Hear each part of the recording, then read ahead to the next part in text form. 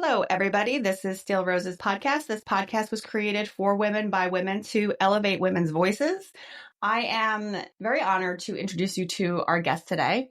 We have Susan E. Schwartz with us. She was trained in Zurich, Switzerland as a Jungian analyst. She has appeared on many podcasts and presents at numerous Jungian analytical conferences and teaching programs in the USA and worldwide. Her expertise it goes across a range, but we're going to focus in on the absent father today. But Susan, I would love it if you could introduce yourself to the listeners, tell them about yourself and, the area of focus in absent father. But I think we also might want you to give layman's description or layman's explanation of what exactly is Jungian analysis. Like, how does that work? What is it? I will do that. Sure. Do you want me to start? Yeah. Yes. Okay, great. Jenny, thank you so much for having me to begin with. And let me say that I'm going to answer your question about what is Jungian analysis, because it fits with the absent father effect on daughters, because that's what we're talking about. So one of the differences with Jungian analysis and some other approaches is the emphasis on connecting the unconscious to the conscious. And within that, so we find out about that through people's dreams, their relationships, things that happen to us, which seem out of the blue, and they're not. They're meaningful. Even the lousy things are meaningful. The point is, how do you learn from them?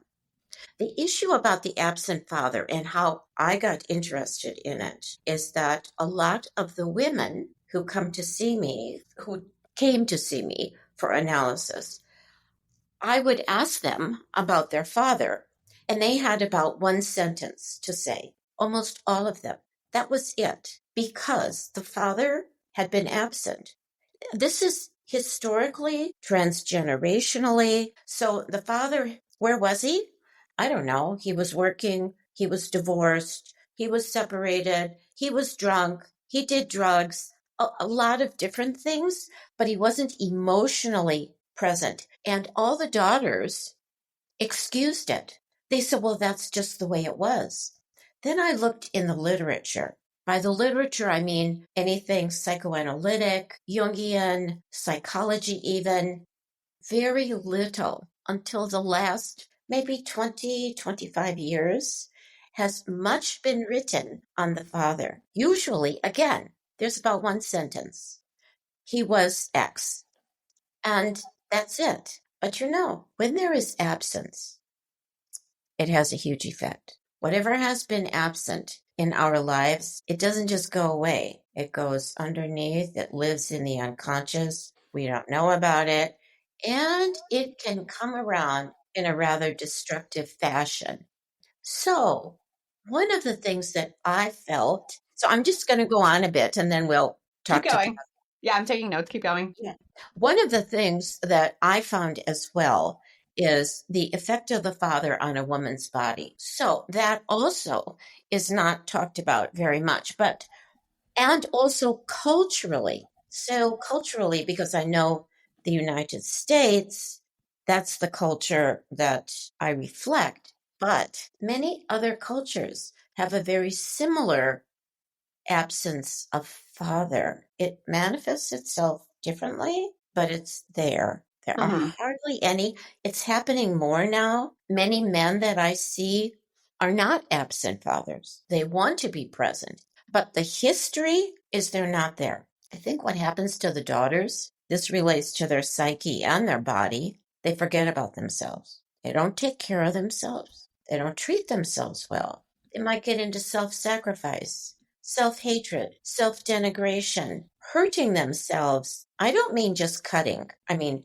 hurting psychologically, their relationships. They're in a relationship is where you can repair it, but the relationship's also fraught and fractured. And the book is not meant to just be negative. It's to recognize how absence is to be filled. And that is the point. That's the point maybe of why we are talking as well. How absence is filled So it doesn't just remain some kind of abyss inside of oneself. Mm-hmm. We become creative, we become energetic, we become alive, not numb. So a rather long introduction. No, I love it. So I'm going to circle back a little bit. Let's see here. Okay. So, and just for the listeners, I did pull up like a little brief definition, and you tell me if this sounds accurate to you. So a Jungian analysis and psychotherapy. It's a licensed mental health professional who helps people understand themselves and their motivations through psychoanalysis that focuses on the unconscious mind. So I just wanted to sum up like what you said. And then I don't think people realize how much, and this is for men and women. It's not just specific to women. I know that's what I always focus on women, but it's really not. Our unconscious mind, there's so much there. And if you suppress or try to suppress and try to ignore exactly what you just said, Susan, it will come out and present itself in other ways. It's true. Yeah. And the reason it does is we're supposed to know a lot. We're not supposed to just repress things. We're supposed to know a lot. And again, it isn't really popular to access the unconscious. I'm not sure why. It is not difficult. It appears all the time. It appears even in, what you choose to have for breakfast sometimes, and you need to know why. So why am I doing this? What is happening? Mm-hmm. Even what is the meaning of our interview? I always think that there's meaning in it. It makes life so much more valuable because then you have meaning and you're not just walking around suffering and in pain. You're finding the value within yourself. And that to me is really the focus of Jungian psychology. There's one other part that's kind of different than other psychoanalytic approaches, and that is the value of one's spirituality. Now, I don't mean religion. I mean an approach to life which involves rituals and images and the life force, etc. And we cannot miss culture. So I work mostly one-to-one, or I have worked mostly one-to-one. And you would think, well, does that really have much of an effect? But actually, if you think about it, as we gain consciousness, then everyone we speak to, we have an effect. It's like with your podcast. The people that listen, there's an effect, and they're going to tell somebody else, and it increases consciousness. It's like sparks that go out. Yeah. It's and I'll use myself as an example when well, you know what? I'll actually the absent father effect. Like, I'd like to actually let me use this as an example for the listeners. So my parents were married all the way up until I was about 13 or so, and then they started to separate. And now I know, and I'm going to make a couple statements, and then I want you to kind of, do your thing, basically. So until I was about 13, my parents were married. And then when I got to high school, I had already had a sense, that things were not right. And I remember when I was in 7th grade, when I was about 12, I remember telling my cousins, I was like, I don't think my parents are going to make it. I think they're going to divorce. And they were like, no, your family's perfect. You guys are all going to church together all the time, this and that, and the next thing. And I remember saying no, I have a sense something's not right. And I was able to, I don't know if it's the empath, intuitive, I picked up on it. And sure enough, about 2 years later, when I was 14, 15, my parents separated. Now, at the time, self-preservation found a way to compartmentalize that and put my feelings in a box and put it to the side. That was me trying to survive the situation. Flash forward from the age of 15 to the age of about 21, 22, I went through this really destructive phase. Right. Now, I know why now. And I have to tell you, when I was in my mid 20s, early 20s, I actually started reading a lot of books about women coming of age, young girls coming of age. One of the books that I read that really knocked me for one was Reviving Ophelia. And I right? read that one and I was like crying reading that book because I was like, oh my God, like I went through this. Like this is stuff that I went through. And now, like speaking with you, if you don't mind for the guests, me going through that trauma of my parents' separation and having that destructive period all ties into the fact that that divorce happened. Of course. Well, if you think about it, when there is a rupture, there's a rupture, and you're around that age, it's such a change time that it's not surprising. Anyway, we go through this kind of identification. Who am I at that age? Mm-hmm. But you did a couple of very interesting things. One is you had good intuition, and you knew that the image of the family together was false. Mm-hmm. I think that saved you, your intuition. In a strange way, you had to act out. What is acting out? You had to express, and then you had to compartmentalize and put it in a box. One, because you had to grow up. I mean, we do anything to survive. And then, because it's so destructive inside or feels that way, that in fact, it's not until later that we start to go, wait a second, what happened? Because even when you said about a destructive phase, usually it's connected up with being numb. So I would ask you, if you don't mind, we can use you as an example because your situation, although yours, is very common. Mm-hmm. If you think about it, when you're like an early teenager, girl, female, you're like growing, deciding, who am I? How does your father deal with you? How does he comment about your body changing? How does he comment about your intellect, your talents, your athletic abilities? How does he? And is he present to do that? So we could say, well, when there's divorce, does that mean the father is just gone? Oftentimes, sadly, it does. And then again, the feeling doesn't come back until quite a bit later, right? And honestly, and I remember I went through, and I'll explain too about when I eventually came back to myself. But in that time, I do distinctly remember,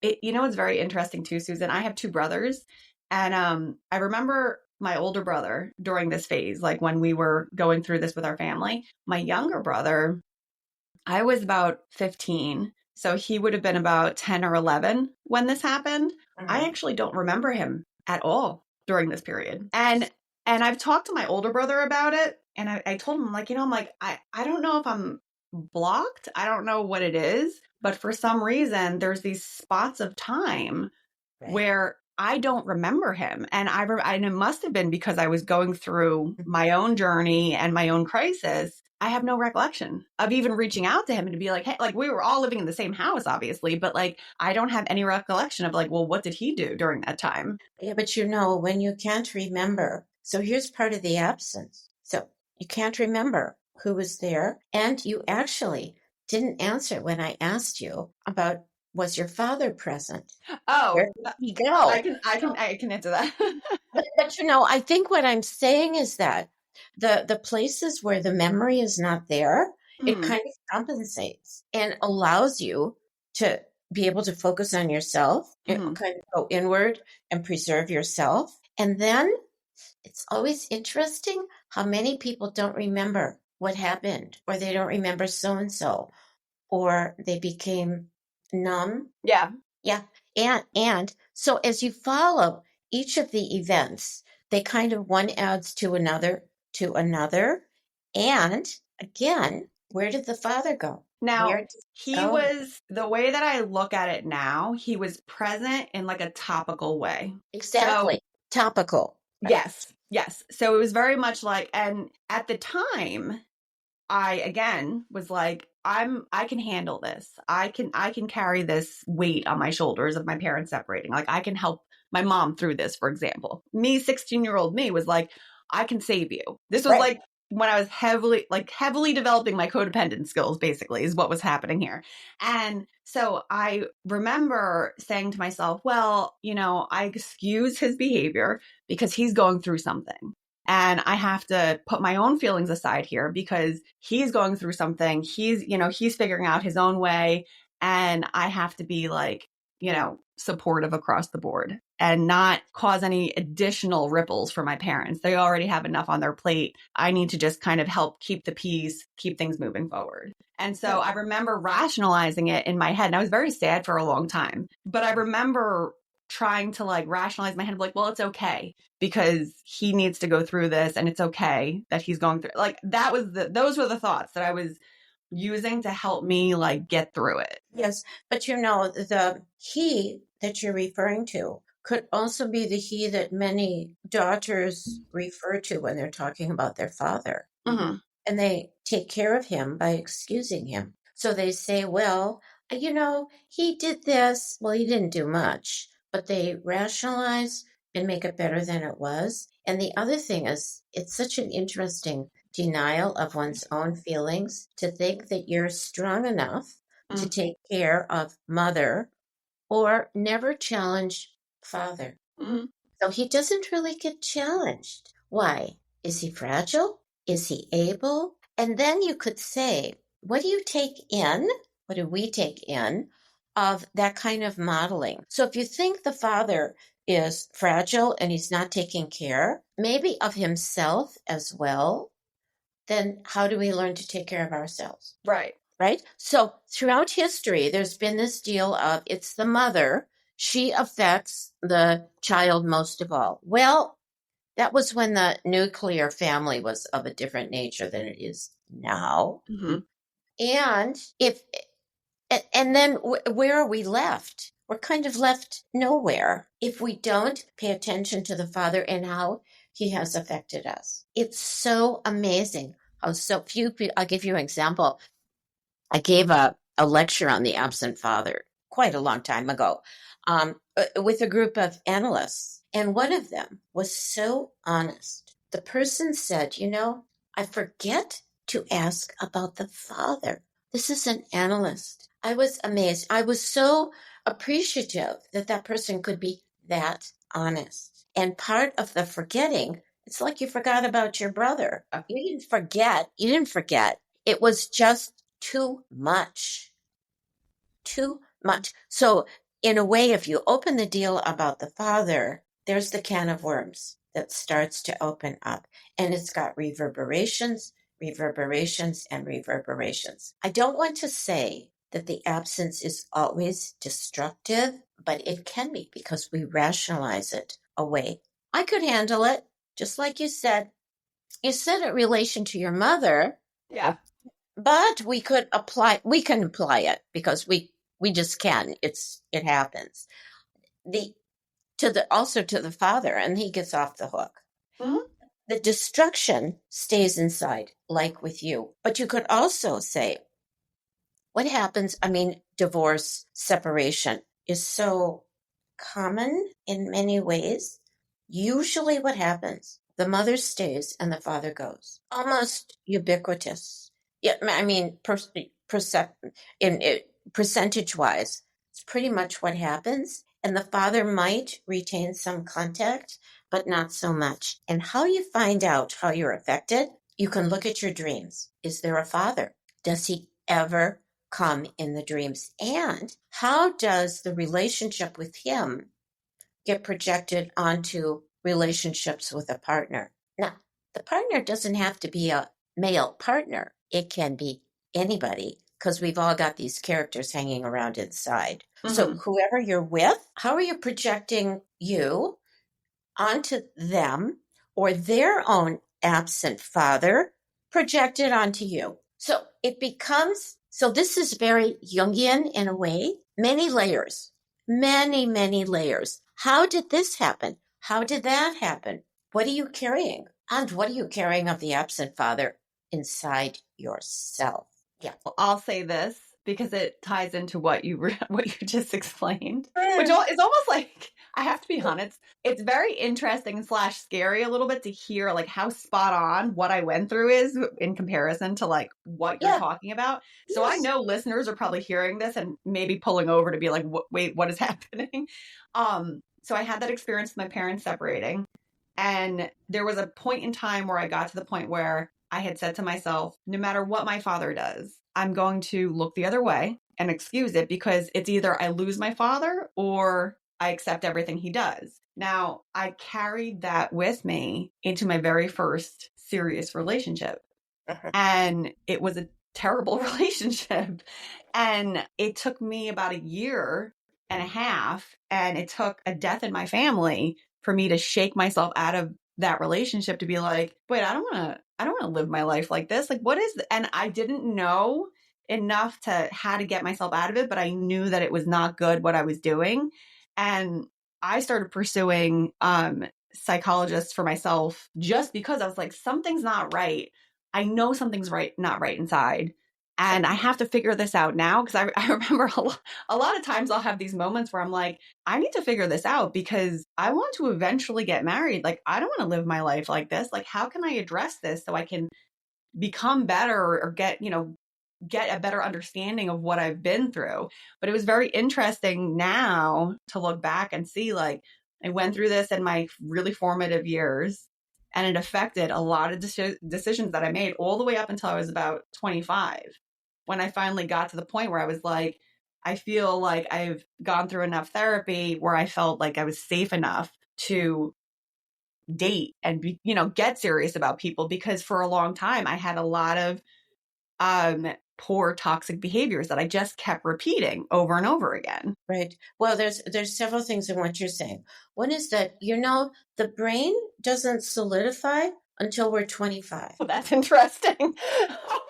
Amazing, isn't it? It's totally amazing. So it takes a long time. But then the other thing that actually takes a long time is to learn to honor yourself. So you can be 25 and you get yourself, you get the ego functioning. You get yourself into your world. You have, I don't know, career, etc. You decide how you want to have your life. But then later, because the pain was so profound, people don't usually explore it until a bit later, in depth. So that's the deal. I mean, that's what I do. It's more in depth. And there is another thing that I have found. Quite a few women have contacted me and they say, I'm in my 70s and I need to figure out about my father. Yep. In other words, it has been underneath that long. My relationships, just like you're saying, have been affected by this. I have to figure it out now. I mean, right?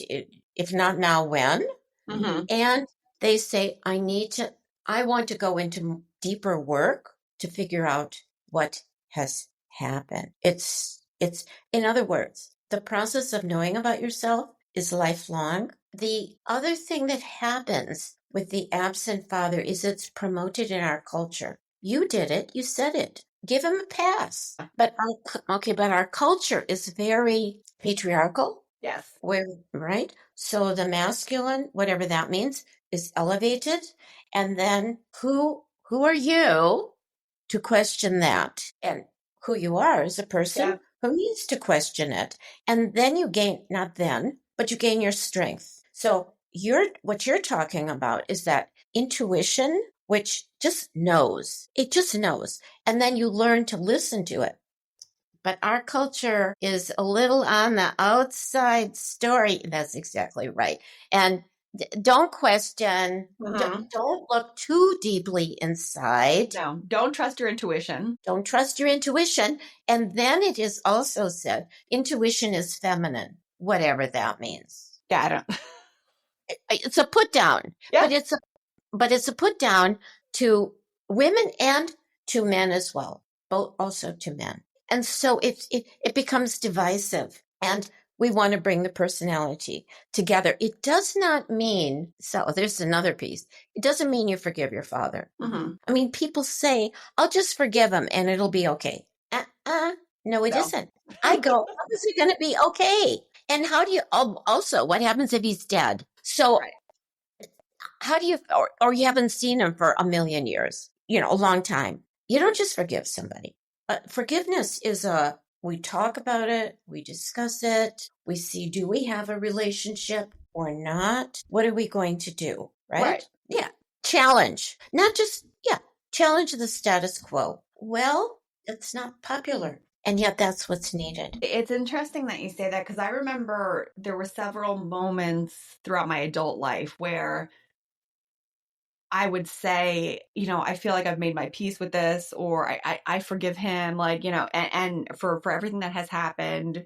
Um, but then ultimately time would pass, some trigger would happen, and it would feel like it was being ripped open all over again, nice and fresh. And even to this day, I'm 41 years old. For me now, I'm like, I'm much more aware of myself and much more like respectful of my own feelings, and really, again, paying attention to my intuition and to my feelings as a barometer of like, well, how do I really feel about this scenario? And now more than ever, I make it a point to um, be honest about things, and I'll kind of take stock. Like, if something happens, like, do I really feel okay with this, or am I just putting a band-aid over it? And I make sure I don't do the band-aid thing anymore as much as I can, because I'm like, I need to be able to live my life to the best of my ability for the example of my children as well. Because I think about the trauma and things I've been through, and I know that there's a weight that still carries with me, but because I'm trying to be so mindful of it, I really don't want to pass that on to my kids. And Susan, prior to our recording, I had been able to share with you a little bit about my husband and how his approach as a father.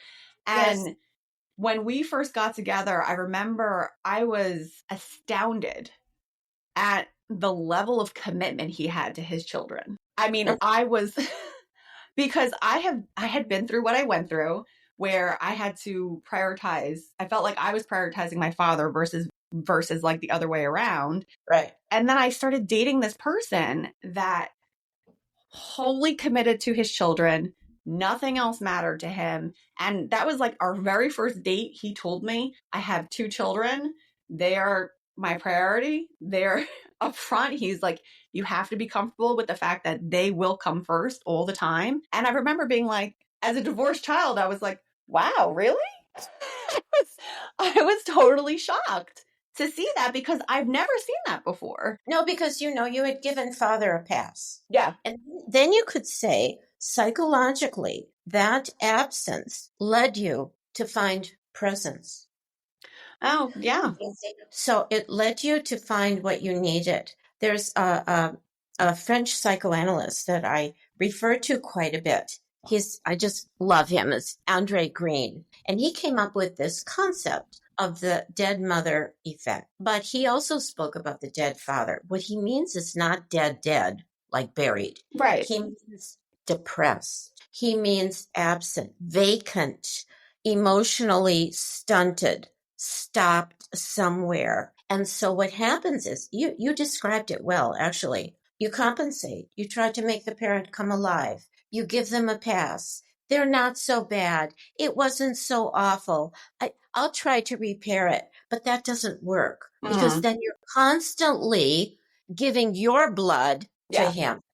It's a horrible analogy, but you really are like draining yourself over to him, or you might be draining yourself not even to your actual father. Maybe you learn to drain yourself, period, in life, and you're not really doing yourself. So so you're going along with, I'm going to use this word again. I mean it in a general sense. You're going along with the patriarchy, which still has an effect to say the women still are not wherever they totally want to be. That's anyone. Yeah. The feminine in general, whatever that means. So it's like the equality within the psyche is not equal. So I'm just going to go back. So Andre Green, in a way, parallels Jung, because Jung talks about the negative father complex. So it's like it's functioning inside in a negative way. Sometimes we're not even aware of how bad it is because we're used to it. Or people say, oh, really, that's as good as it gets. Your standards are too high. Oh, that's a big one. Yeah, that's a big one. Why are you going after so much? Well, the answer is because you should. because this is your life and you want to. But there's a subtle, that's what I mean. Truly, we're supposed to be content with less. Now, that's true for men as well. I don't know who wins in that story, but it's not going to be anybody. Yeah. Once again, I think if we look at the absence as a means to fill it, it's like your example of why you met your husband, because it had to be filled. It's like this empty space sitting there. And psychologically, unconsciously, you're like, I don't know, going out, doing this and that. And then the whatever right for your psyche at the time comes along to fill the space, but you also have to do the work. So, right? So partners don't do the work for us. Forget it. That doesn't happen. Oh, no, not at all. Yeah, that's too late. That's not real. But we're challenged then to really go back and say, wow, what did I really miss? What did I really need? And who am I? And to make sense out of the suffering. Yes. So, right? You can't deny the suffering. You can't get over it. You make sense of it and provide meaning. Who knows? It might be part of what had you do these podcasts. Yeah. So it was very interesting. I was waiting for you to get there because I had a feeling you were going there, Susan. I was waiting for it. I was like, she's going. I can see where she's going.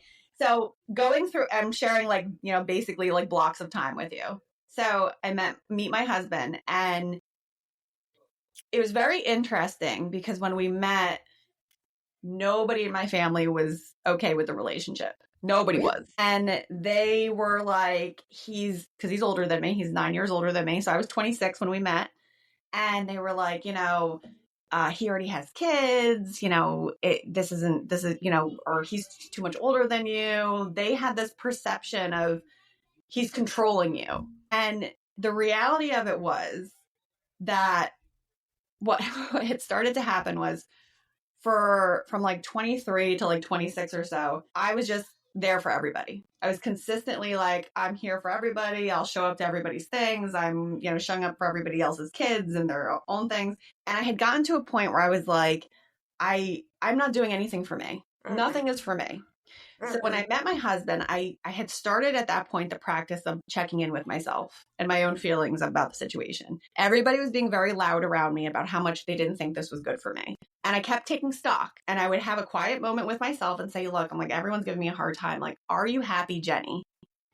Do you feel respected, Jenny? Do you feel like this is a positive relationship, Jenny?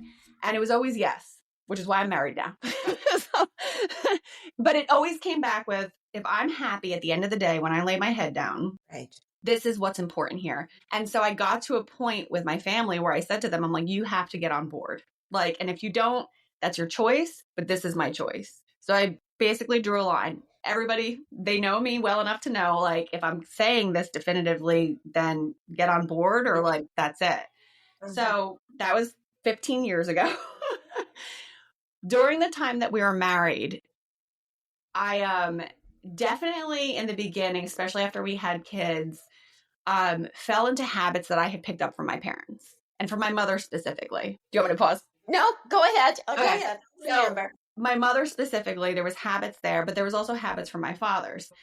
In watching my parents with their relationship, my dad worked, my mom didn't, and he controlled all the finances. This was something that was like a thorn in my side the entire time I was growing up, because all I would watch was like my dad had all these things. He was always spending money on suits and this and that or whatever. And my mom had like t-shirts and sweatpants, like it was very like uneven to me. And so while I was growing up, I swore to myself, I'm like, you're not ever going to be in that position. Like, Jenny, you're going to make sure that you're showing up too. So I had the full career, I was, even though I had 3 kids, 3 infants, I was like, I'm going to do it all. I'm going to show up financially. I'm going to show up there. I was ultimately burning myself out quite quickly. I did that for, I want to say like 5 years or so. For a very long time, I burnt myself out. And then I got to about 37, and it was like this house of cards had started to fall. Collapse. Yeah. That's and everything right. that I thought I wanted and that I thought I should be doing just started to crumble.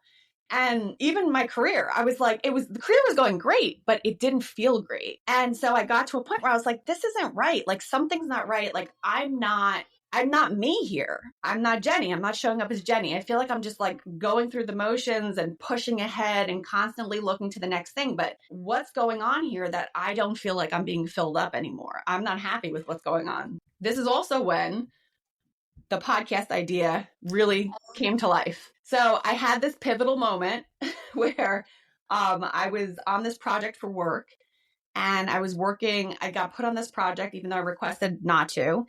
And it was a really, really heavy workload. So there was about 3 weeks where I was working like 70 hours. I wasn't seeing my kids, even though I worked from home, but my kids were little. They were about 4 and 5 years old. For about 3 weeks, I didn't see them. For baths and breakfast, that was it. And so I get to this end of this period of really, really heavy work, and I was like totally shattered. I was burnt out. My kids looked bigger. I was crushed because I had missed it. This is where I started to kind of turn and say, like, I need to make a change here. Kind of like how every other moment in my life where I had a moment of, I need to change this. And it's when I started to look into podcasting. And then it's also when I discovered like meditation and starting to turn inward to clear up everything that was stuck. Because that's what it started to feel like, Susan. It started to feel like That's right. a drain had been clogged full of so much trash that I was just shoving in there as Band-Aids and this and that, and it's okay. And the meditation that really pushed me to be like, I need to really start focusing on like healing these old wounds that had just left there. There was this meditation. I was following somebody, I was taking a class. So this meditation she had us do, you basically are reflecting on your other Jennies, basically. So you acknowledge 20 something Jenny, but then you're also acknowledging 8-year-old Jenny. Right. Right. I remember I came out of this meditation crying, like hysterically. And I was messaging the other people and I was like, is anyone else crying from like having to do this meditation? Because it felt like I had finally started to acknowledge these other Jennies that had gotten pushed deep down and never really healed from everything that I had gone through. Yes. Well, it's interesting. Jung speaks about, he calls it the middle part of life. Who knows when it is? It hits people in a variety of ways. But what happens is exactly what you said. The house of cards crumbles. It's gone. What you thought it was going to be doesn't work anymore. And out of it comes exactly what you said, creativity. However, it comes as well when you start to realize what you didn't have. So you start to realize loss. You start to mourn, you start to grieve, you start to see parents for who they really are, and you start to also see your father, because that's who we're talking about, for what he could give and what he could not give. So how he hurt you and how he left open the places of your own desire. And if you read fairy tales, so this is one of the beauties of Jungian psychology, is looking at fairy tales and myths, legends. They tell you about the psychological process. The one I speak about in the book is the Handless Maiden. Do you know that fairy tale? No. Well, I'm going to tell you the horrible part. So the horrible part is that in order to save the father, the daughter agrees that her hands can be cut off so that he doesn't have to be taken by the devil. It's a whole story. And what she does is she leaves. So in every fairy tale, the princess, the female, the male, they always leave the beginning place, go through quite a difficult time, come out the other side. It's not that she marries the prince. It's that she finds herself. I mean, that's really what happens. But in this fairy tale, it's really one of the worst. And it actually speaks about a psychological incest. Because if you think about it, it's a castration. The hands are cut off. She has no hands anymore. How her self develops, it's pretty parallel to what you're saying. She went and lived alone, or you could say alone inside, for a period of time. And then her nature, her real nature, came back. Yeah, and she had a child. Of course, it's, Grimm's fairy tales, that's what it is. They're kind of male oriented. So she always has a male, but we'll excuse that. So in other words, she gives birth to herself. And this is often where women, because that's who we're talking about, get stuck. They don't know how to give birth to themselves. Your house of cards that fell down forced you into finding another part of yourself. And in a way, you're lucky it didn't happen later in life. Sometimes it does. Whenever it happens, it happens. But the issue is that what you believed, it's so hard. It has to crash so you find who you really, really are. Jung calls it the process of individuation. So it means you're not just going along with the herd. It means you are going along with yourself, which is exactly what you said. It's finding you, going along with you from the absence. You come to see how much you've got, how much creativity there is, what your new ideas are, how you're going to reach out in the world in a different way. Because you don't just find yourself to stay hidden in your house. You find yourself to move out into the world and affect other people. So you did that. That was like the most perfect explanation. And it's honestly, it's almost like a breath of relief to hear you say it like that, because that's how it felt. And it truly felt, I was telling my husband the other night, I'm like, I think about me now and then like the me when we met. And I am so vastly different. Oh, now. for sure. And I feel like now and I had this conversation recently with somebody. I feel like now in my 40s, after going through all this and then this reawakening of like a resurfacing of like who Jenny really is, I feel like my 40s is like, this is it. Now I really know who I am, and I feel like I'm putting my best face forward, and I feel really fulfilled. And it was very interesting because when I was younger, before all this, I was very creative. I loved writing. I loved art. I loved all those things. And I completely stopped for a period from like the age of like, I want to say 15 or so, all the way until I started podcasting. I stopped all creative outlets because I've done the work to think this through, but it was like the ego taking over to say like, you know what, you go to the side, your feelings, let's push those to the side. We need to just drive really fast forward, get through this and preserve ourselves. Just keep your head down and keep going. And I did that for so long that now I look back, and even when my kids were little, I mean, I had my kids very back to back. I had my son in 2016 and the twins in 2017. So I had three I had three infants at the same time. And even in that moment when I was working full time, had my three babies at the same time, I was like, keep your head down, keep moving forward. And I operated like that for so long that now I'm like, no, I'm going to soak in every single moment. Every moment that I can be present, I'm going to make sure I'm present. I will make sure that I'm prioritizing like my children. I work really hard, Susan, to make sure that they all feel acknowledged, because there's three at once. I mean, it's very hard, but I'm also very honest with them. I'm like, mommy's just one mommy. Like, let's just give me a break. Yeah, but again, I think there's that push sometimes can overcompensate what we didn't have. So we're pushing from a place which is true, but it's also a little artificial. And it is to override the pain, the discomfort. You said it, you put the emotions in a bag over there. Well, probably in a casket is probably, and nailed it down because that's what the culture promotes as well, right? Don't be too emotional. Well, I don't know how you get through life without being emotional.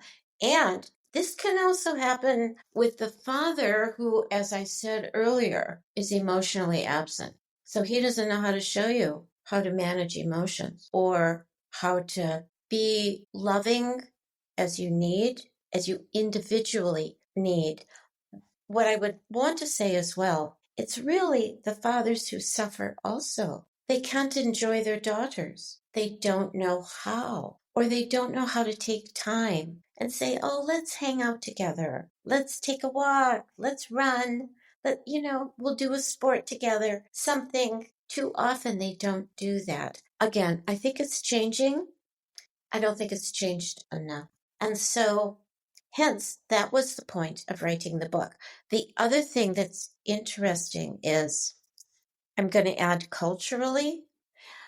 I remember I gave a lecture and a woman from China came up in rather a subdued tone after and said, we're not supposed to challenge fathers in China. Not supposed to.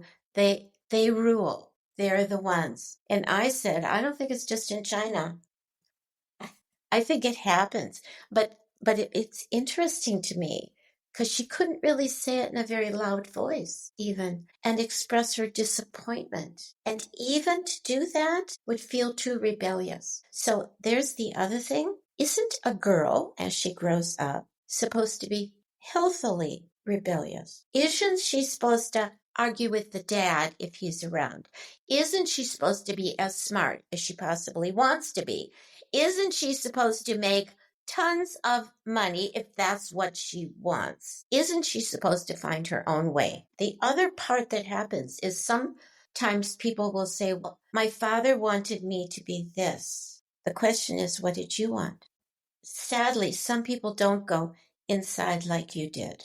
And the crash has to be bigger. It takes a long time. I know that I've thought quite a bit about that. That's also part of the reason why when I have guests such as yourself on this podcast, I try to share as much as I can the vulnerability there, because I do think that many of us won't go inside and try to fix it. It's a lot. It's a lot to go through, and it can be hard to deal with it. And I mean, I will readily admit now, like, I still have residual feelings. Like, I still have feelings about it. And my cousin and I will joke sometimes and say, like, oh, it's the divorced kid syndrome.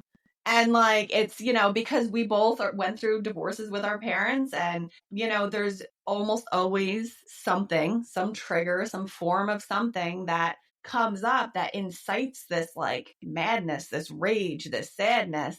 And I'm much better now at acknowledging and accepting and like paying homage to it, because I'm like, it's there. Like, I have to be able to acknowledge this.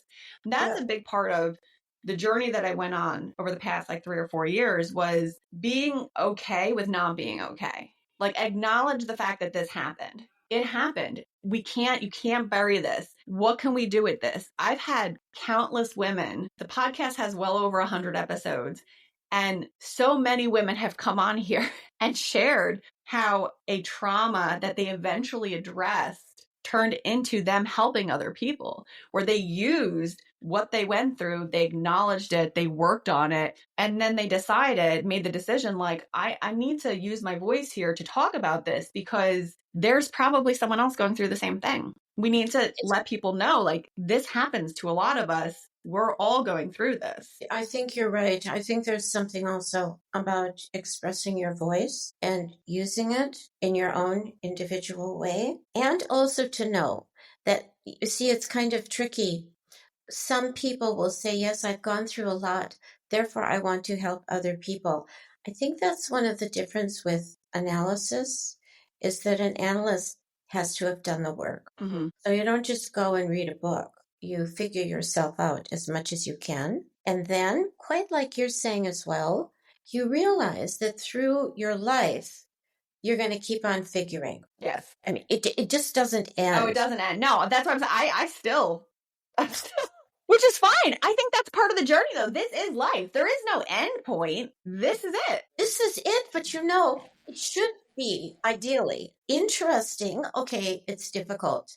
But nothing wonderful is easy anyway. So go through the difficulty, find your strength, be able to realize you can do it, use your creativity in a different way than what you thought, because not all trees have green leaves. You see, we learn it very early. I think also females still learn to not be too rageful. Don't be too angry. be a little more docile. Yeah. It's so old-fashioned. It's ridiculous, but it's still there. Yeah. It's still there. You can see it. And so the more that we know and the more we break out of old bonds, the better it is, actually. Because we always stay a little bit unconscious anyway. Nobody can be conscious Right. 24/7, so we don't need to expect it. But to honor the difficult feelings, that's the deal. Yes. That was like the perfect summary that you could have. I was going to ask you for a final thought, but you did it so well. Okay. That I don't even have to ask the question. Susan, thank you for coming on with me today. I greatly appreciate it. I think this has been so insightful, even for me personally. I really appreciate it. Well, I thank you very much for asking me, but you can tell in our interactions how already there was a click. You can tell it through the through the email, through the... I can usually tell pretty easily and very quickly the guests that I'm going to really connect with. Exactly. It's there. So thank you for the opportunity for us to have such a lively discussion. Oh, no, this has been so wonderful. Listeners, thank you so much for joining us today. I'm going to link Susan's website, her information in the description of the podcast. If you want to look into anything further, definitely I recommend exploring her books. I've already earmarked a couple that I'd like to purchase myself, because this is important. And, you've all heard me say before how critical it is for us to be really living authentically. And I don't mean a buzzword authentic. I mean, like, truly do the work, because once you get through that, there's a hump of emotion that you have to get through, or there's a hump of work you have to get through. The light that comes to you when you do this afterwards is phenomenal. So Susan, thank you again for joining me today. Thank you, Jenny. Have a good one. Thank you. And we'll see you on the next one. Take care. Thank you. Bye.